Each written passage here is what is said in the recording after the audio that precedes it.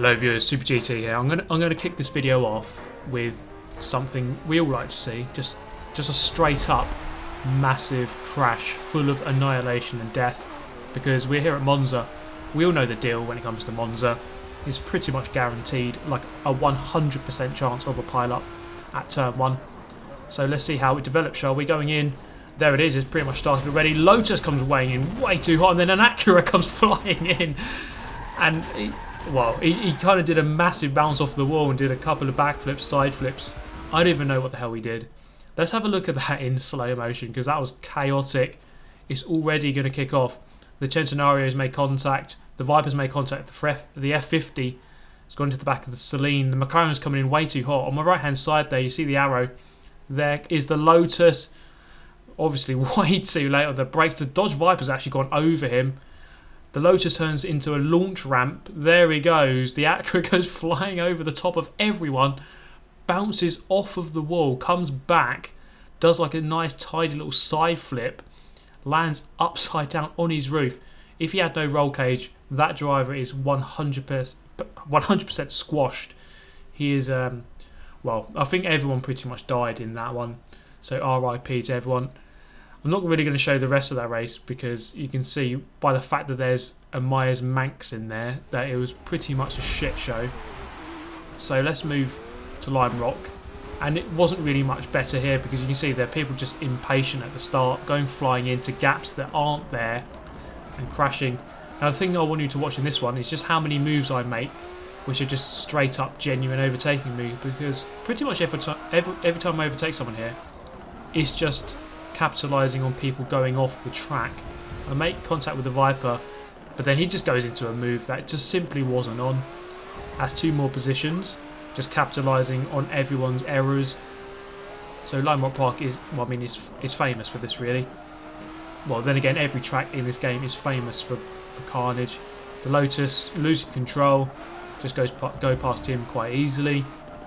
So I'm driving the 4GT, the 2005 4GT. This was one of my favourite, if not my favourite car in S-Class in Forza 6. And I'm absolutely loving it in this one too. So you can't actually buy this car straight away. You have to unlock it by completing the Forza Drivers Cup. And then you unlock a load more events as the... Oh, he's an Alpha driver, who cares? Alpha 33 Stradale, we go past him anyway. So you have to unlock all the extra events. 2 more people go off. Unlock all the extra events by completing the Forza Drivers Cup, and then there's an autocross event, I think it is, in the 4GT, which you just complete that and then you get the car. So that's how you actually get it. Because I was wondering, where is it? It's meant to be in the game, but I couldn't buy it. But yeah, that's how you do it. Up the inside of the Mercedes, that's probably my first actual overtake, where I've just genuinely gone past someone on the brakes without them messing up completely. Up into 4th position. But the race kind of died out after this. You see, it's only 4 laps. It's just really not long enough. It's going to be less than 4 minutes. I mean, two laps in less than 2 minutes. It's going to be... Well, you can see here, it's getting very messy up ahead. The leader, I think, just got totally tangled up. And then there he is, spun around by this Donkervort back marker. Savage AF. And, well, I mean, you should not have a back marker in a 3.5 minute race. That's ridiculous. Look what he does here, though, right? The race is finished. Donkervort flying into the guy who won, but I mean, the race is over, mate. You just smashed some AI, so you're not really achieving much by doing that. Anyway, we're going to move to Road Atlanta. This was a pretty good race. Acura just ahead didn't really get off the line, so it was ready to go past him. Always be ready, just in case the person in front of you doesn't move off the grid. Always be prepared for that possibility, because it happens quite a lot. People just give up and just walk away from their controller and just let the carnage ensue behind them. So up into 5th, it's a decent start so far. Kind of just put myself on the inside line for turn 1. It's the safest place to be. And then we've got through okay. So up behind the Nismo. So I think this was one of the cars in the speciality dealer last week. So we're going to go flying past him. We've got a nice run on him. Not sure why he's moving over to the left hand side there. Give us both a better run through here. So I'm eventually up the inside, then into the next turn. Kind of opens up for me. I'm going to look around the outside. I think the Lancer kind of got nudged, maybe. I don't know. But I just had to back out because he kind of went in too hot. I was looking to go around the outside, didn't quite open up for me, having to back out. But no worries, we can try to, well, I can actually demonstrate just how good the power is in this car. So I actually tuned it myself. The one I used in Forza 6 was a JSR Lee Campbell, thank you by the way, tune. And I guess we can say thank you Super GT in this case, because this tune's up in the storefront if you want to download it.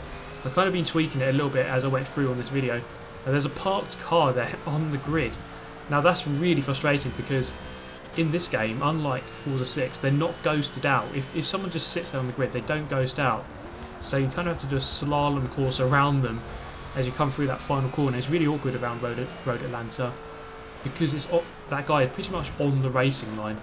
So you kind of have to take a weird line through that last corner. But yeah, this car, I tuned it myself. It seems to be very good actually. I actually put the supercharger in it. I don't know why, but it bloody goes. So I mean, a lot of people will comment, oh, why did you do this upgrade? Why did you do that upgrade? But to me, it's just it goes quick. So I mean, that's a simple logic for me, really. I mean, I did a video last year where I think there was the V8 swap in the Toyota Supra. Yeah, okay, I get it, but it was bloody fast, and that's all I care about. So I have zero integrity, basically. Yeah, sorry about that. Anyway, third place. We're up the inside. Oh, sorry, the skyline there, or the Nismo, went up the inside across the grass. I had to kind of give them room, but eventually on the back straight, we saw it in the last lap. Lap number 1, obviously got a massive speed advantage over the Nismo, so that's okay so far. Up into third. Looking at the back of the top 2, then they're battling away. Ferrari going very defensive, it seems. The Porsche maybe getting a little bit frustrated behind. He's going to move to the right hand side. A bit of lag there, I think. Not sure what happened. The Porsche on the inside line now, coming into turn 1, and the Porsche just going to hold him out wide. In a way though, the Ferrari kind of put himself in a bad position, and they made contact. And when you make contact in that position, sometimes it seems like the other guy isn't turning, but if your front right corner is making contact with the other guy's back left, you will both go straight on. So you really do have to make sure that doesn't happen at all. And obviously they didn't, so that's me up into first place. Thank you guys for not really realising what the hell you're doing. So last 2 corners before the long straight, once again hooked up nicely. The car very easy to control. I mean, it's a very low car. You can just see how low it is. It really is very close to the ground. Doesn't have much height at all. It's an amazing feat that Jeremy Clarkson actually owned one of these and actually managed to get inside it, because he's like 6'5" or something. He's really tall, and you can see how low this car is. Must have broken his back and his neck every time he had to get in and out of it. A little bit late on the brakes, but that was not really because the brakes are bad, just because I'm bad at judging where I'm meant to be braking, of course with a line off. And then coming through the last corner, kind of sussed out the line, trying to avoid that Mustang on the grid, and then got it eventually. So we're going to move to what was probably a worse race, or definitely a worse race, at least the first corner is anyway. As we come in, the Viper pushing that guy off, and then into the first corner, gets slammed in from behind, get rear-ended again, not once but twice, and then that Viper's name, God of Duty, kind of tells you everything you need to know, really, doesn't it? As we exit turn 1 then of this shit show, the skyline, yeah, just people everywhere basically. It's an absolute horror show. It's a mess, absolute mess. So down to 16th, it's an absolute disaster. My car's wrecked already. See that back bumper's just all over the place, horribly dented. So into the complex section here. Nice little technical area. It's really good to get this one right, but it is quite tricky to get right. Push out to the left here and then cut back with that late apex. BMW very slow. Easily pass him up into 14th place. So 2 laps of one of the longer VIR layouts, so we're going to go to the infield at one point. So coming through the very fast sweeping S's, very brave if you want to get that one flat out. Pick up the inside of PJ Tierney in the skyline. He's going to fall victim here to the Lotus, who just comes flying across to the left. I mean, you've got to hold your line at some points here. At this scenario here, kind of I'm on the outside, I hold my line, make a bit of contact, but we both kind of held our line there quite nicely. Through past 2 other people who were too busy battling. The RX-7 there though, with some really good straight line speed. We are going to have to turn right here though, braking just at the end of that tarmac to the left hand side, so there was a bit of runoff on the left, and I kind of just brake on the end of it. You do definitely have to make your own braking points when you don't run the line. So I don't have the braking line on the track. To me, it's a more authentic experience if I kind of rely on myself on when to brake. God of Duty into the wall. Stick to COD, mate, if you're the God of Duty. Forza isn't for you, I don't think. So coming over the crest of the hill, quite a tricky chicane this one is. I mean, this infield really is quite difficult because it's got so many ups and downs as well, and I mean lots of corners. It's hard to memorise sometimes all of the corners, and we're just going to leave the infield here as we come back on. Big slide, controlled it nicely though, very very manageable actually this car. It doesn't seem, you know, too difficult to drive, it's just very simple to drive, so I'd recommend this one. It's a good all-rounder, and it always has been for S-Class. So of course, perhaps the best thing to do, the thing I'd like normally to do in S-Class or any class, is to buy multiples of each car, maybe one or two, and then just have one or two different types of tune. Obviously you can just buy one car and then load different tunes onto it. I just kind of like to have two of the same car, and then just I know which one to use, so then I don't have to bother loading it in the lobby because it takes too long. It just always takes too long loading a tune.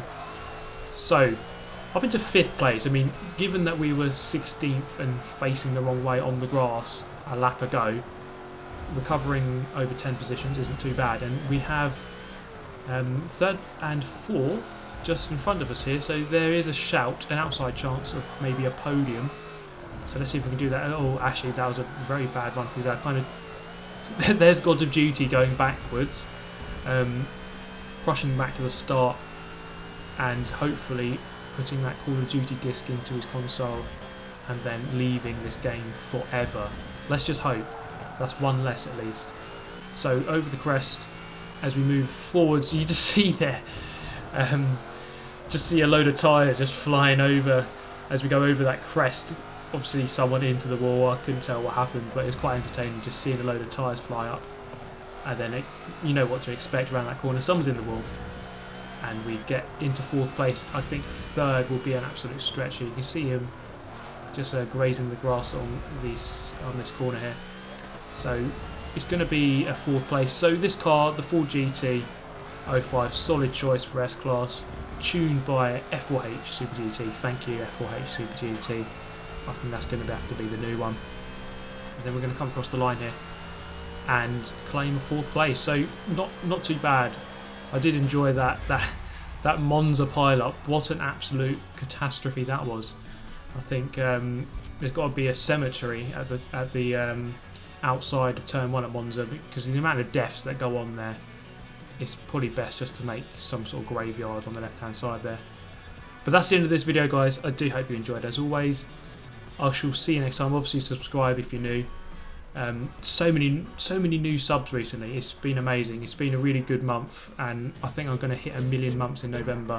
1 million months? What? 1 million views in November. Yeah, good stuff. Anyway guys, thank you for watching. I shall see you next time. Goodbye.